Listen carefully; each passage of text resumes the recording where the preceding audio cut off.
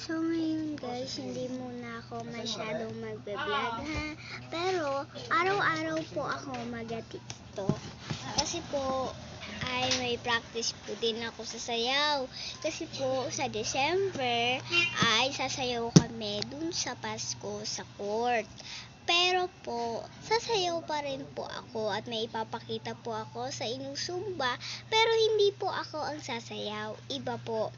I-edit ko po para mapasa ko po dyan sa ating YouTube channel at sa ating subscriber.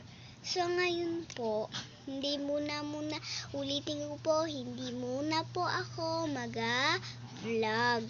Pero mag-TikTok po ako palagi. At may edit po akong isusubscribe nyo talaga. Pero hindi po akong sasayaw. Si Anika Tamo.